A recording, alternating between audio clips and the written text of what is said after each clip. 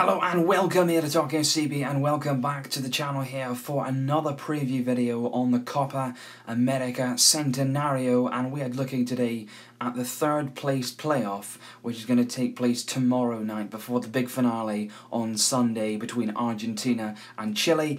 This one is between the United States and Colombia, and I'm going to have a preview of the big final and of course Lionel Messi's big day on Sunday. That's going to be coming up tomorrow, that preview. But right now let's take a look at this third place playoff, and the reason is that I'm doing this video, guys, is because I've been spending the majority of this summer in the United States. It's the first time that I've spent a significant amount of time there, and I've been very interested to see how they treated football, because of course you hear a lot of things being from the United Kingdom. There's a lot that goes around about, people don't like USA calling it soccer. In my opinion, I don't really care. We all follow the same game. As long as we have the same passion for the game, I don't really care what you call it. And I've been really interested to see how it was taken, because of course I was coming over at a time where the Copa América was on, where the Euros were on. I was over here when the Champions League final was on as well, and I was interested in how much coverage it would get, how much attention it would get. And I must say that there's been, everywhere I go, whether you go to a restaurant or a bar, there's always, football on the telly. There's Copa America on, there's the Euros on. There's been a huge thing on the telly for the Euros. Every single day there's been something on it, lead-up programs, previews, reviews, everything like that. So I've been really impressed with the way they've embraced it, and certainly the Copa America campaign. Of course, they started off against Colombia, coincidentally enough, with a 2-0 loss, and that was treated with a lot of negativity. There was a lot of sadness surrounding that result, and there wasn't really a lot of positive thinking going forward in this tournament. But as the USA have progressed, they've really come on leaps and bounds. There's been a lot of good, positive energy surrounding the US national team. And that's one thing you can say about America. Whenever they're competing in anything, in any competition, they always get behind their country. They're always full of support, and I really admire that. So I've been very interested to see how they do, and that's the reason I'm doing the preview for this game, is because, quite frankly, after the game against Argentina, there was a real feeling of negativity, and after that, of course, it was a big occasion for the United States, the home nation, of course, in this Copa America anniversary edition of it, and I think they felt against Argentina that they could possibly spring a shock defeat. Now, I wasn't completely adverse to the idea. I think it was possible. I think Argentina are probably the best nation in international football right now, so any game against them is always going to be an extremely difficult one. And I just wanted to say, really, the fact that the United States lost 4-0 to Argentina, I really shouldn't take any shame from that. There's no shame at all in losing 4-0 to the team that played that night, to Lionel Messi the way that he played that night. Whenever you're coming up against Messi in that kind of mood and in that kind of determined fashion, you are really up against it, and that's exactly what happened. And I don't think it's a sign that the USA team are lagging behind. I don't think it's a sign that they're not there to compete. I think there's a number of teams that would have gone to that stadium on that night and been taken apart. And I think the positives of the USA is, they've got to the semi-final. They've done really well in the games after that Colombia one. You just look at their matches, the likes of Costa Rica, they went up against them in a really high-pressured game. They knew they had to win. They couldn't lose that game or they would have been eliminated. They went out there and wiped the floor with them, 4-0. And that was a really good result, because you saw a few years ago at the World Cup, the Costa Rica are a very good team, on their day.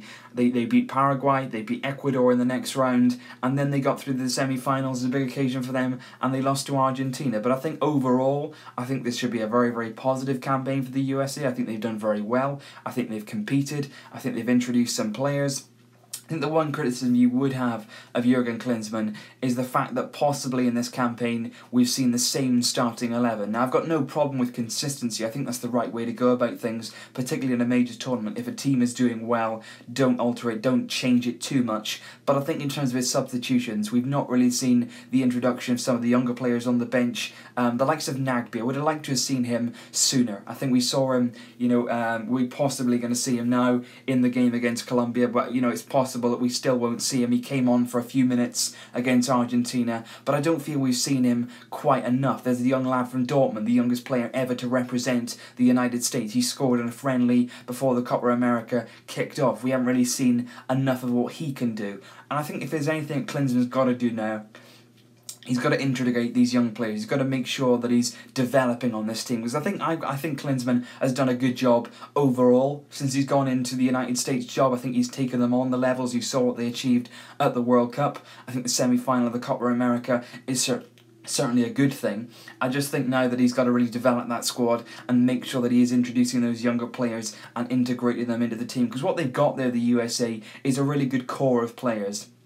A really experienced group, a real group that's been there, that's got the know-how, but at the same time I feel now you've got to be introducing those younger players to complement those older players, because you can't have a full national team full of these experienced older players, because eventually that's going to run out, they're going to get tired, they're not going to develop in the right way. So I think if you're looking at their team, I think Brad Guzan has had a very, very good Copa America. I was quite sceptical when I saw he was in goal, because he's had a nightmare season at Aston Villa, but he performed really, really well over the course of the Copa America. There's a few goals in that Argentina game which possibly could have been prevented on his part, particularly the first goal. He didn't really, command his area for that one. I think their defence is probably one of their strongest aspects. I think they've got a really, really solid, structured back four. I think Fabian Johnson's a really, really good player. He's shown that in the Bundesliga. He's very, very versatile as well. We saw him play at right back against Argentina. And I think that's another thing to actually factor into that, is the fact that the USA were missing some very, very key players against Argentina. I think they massively miss Bobby Wood up front. I think he gives them the energy, he gives them that out ball, because we knew that the USA weren't going to have a lot of the ball against Argentina, and you think that maybe Bobby Wood would have given them that outlet if they needed to clear the ball up the line, if they needed to try and just get it clear. He would have at least ran and he would have pushed Argentina back and he would have pressured. I didn't really think you've seen that from Dempsey, and you certainly didn't see that from Wondolowski, who I was quite surprised at his inclusion. I don't think he really suited the game at all from Clinton. That was a mistake. But I think they were missing Jermaine Jones, who again, massive, massive loss. Not only does Jermaine Jones work so hard in his own work, he's very, very energetic, he's box to box, he gets around, he sticks tight to his marker. Not only that, but I think he brings the best out of Michael Bradley. When you see Michael Bradley on his own, I think against Argentina and in other games I've seen him, he really does struggle. He struggles to maintain and command that midfield role all on his own. When Jermaine Jones is alongside him, when he's in that midfield with him, you do see a better Michael Bradley than you usually do, and he has not been at all consistent throughout this Copa America campaign. I think they've got some very, very good players in there, though. They got Yedlin, who I thought, again, is an up-and-coming right-back. We saw at the end of the Premier League season with Sunderland that he is an emerging talent, that he does have the quality to succeed, certainly in the Premier League, and he showed that again at the Copa America, despite that stupid red card against Ecuador. But yeah, no, sorry, in the game before the Ecuador game, the stupid red card that he picked up against Paraguay, that was just, needless, really, from DeAndre Yedlin. But I think there's some interesting players in there. You look at Clint Dempsey, of course his goal-scoring record is there to be seen for everyone. He scored in all the straight games following the Colombia game, apart from the Argentina one. He's got some quality, that's for sure.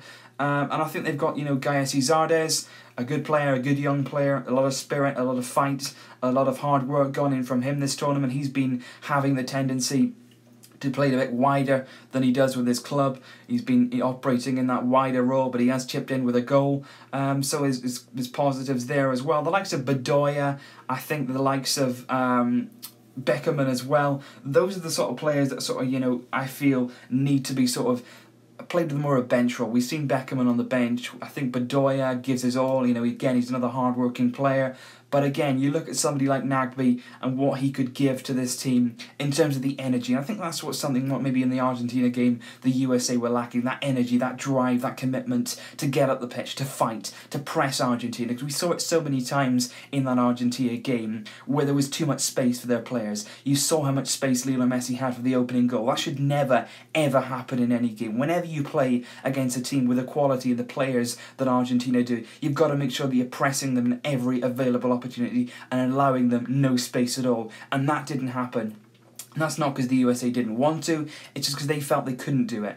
And certainly with the players they've got at the moment, it does make them difficult when you've got that ageing squad, you know, to go and press the opponents from the moment go. But I think one of the standout players, certainly in this Copa America for me, would be John Brooks. I think him and Jeff Cameron at the heart of defence have been really, really solid.